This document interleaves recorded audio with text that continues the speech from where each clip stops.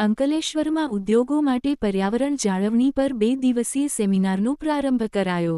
Ankleshwar enviro preservation society AEPS દ્વારા ઉદ્યોગોમાં પર્યાવરણ સંરક્ષણ અને વેસ્ટ વોટર ટ્રીટમેન્ટની અદ્યતન ટેકનોલોજી અંગે માર્ગદર્શન આપવા માટે 2 દિવસીય સેમિનારનું આયોજન કરવામાં આવ્યું છે। ગુજરાત પોલ્યુશન કંટ્રોલ બોર્ડ જીપીસીબીના રિજિયોનલ ઓફિસર જિજ્ઞાસા ઓઝાએ આ સેમિનારનું ઉદ્ઘાટન કર્યું હતું। આ સેમિનારમાં આશરે 500 ઉદ્યોગ પ્રતિનિધિઓએ ભાગ લીધો છે। વિવિધ સત્રોમાં નિષ્ણાતો દ્વારા waste water management, waste to recovery અને પર્યાવરણ જાળવણીના મહત્વ પર વિસ્તૃત માર્ગદર્શન આપવામાં આવશે।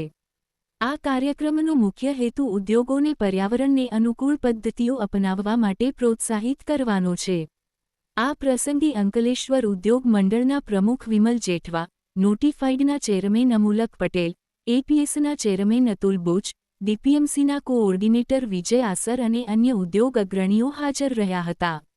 આ સેમિનારથી અંકલેશ્વરના ઔદ્યોગિક વિકાસ સાથે પર્યાવરણની સુરક્ષાને પણ સુનિશ્ચિત કરવામાં મદદ મળશે। ઘણા બધા એવા પ્રોજેક્ટ ચાલે છે કે જે સર્ક્યુલર ઇકોનોમીના માપદંડમાં ખરા ઉતરે અને કદાચ એનાથી પણ આગળ નીકળે એવા ઘણા બધા પ્રોગ્રામો ચાલે છે। અને આપણી જે સંસ્કૃતિ છે કે આપણો જે વારસો છે એ આ જે સર્ક્યુલર ઇકોનોમી છે એ સર્ક્યુલર ઇકોનોમી તો શબ્દ આપણે હમણાં આપ્યો, પણ આપણો જે આ વારસો છે, આપણી સંસ્કૃતિ છે એ જૂના કે જે દાદાનું જગ્ગો હોય કે દાદાજીનું ધોતિયું હોય એ જ્યારે આપણા ચૂલાની કાકડી સુધી જાય, ચૂલામાં અગ્નિ પેટાવવા માટે જે રફ કપડું વાપરીએ ત્યાં સુધી આપણે એનો ઉપયોગ કરતા આવ્યા છીએ। હવેની પેઢી જે છે, અત્યારની પેઢી, એને કોઈ ક્રિટિસાઇઝ કરવાનો મારો આશય નથી, પણ અત્યારની જે પેઢી છે એની માનસિકતા એવી છે કે આપણે વસ્તુ લીધી, એમાંથી કંઈ નવી વસ્તુ બનાવી, એનો ઉપયોગ કર્યો અને એને ફેંકી દીધી।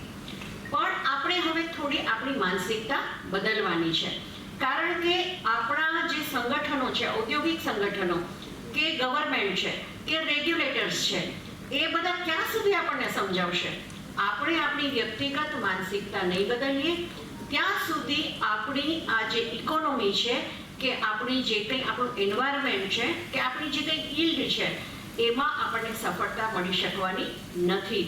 તો આપણા સરકારે પણ એવા ઘણા નાના નાના ઇનિશિયેટિવ્સ લીધા છે કે જેને કારણે આપણી જે ઇકોનોમી છે એ ઇકોનોમી ફરતી રહે, એટલે કે એકનું જે કામ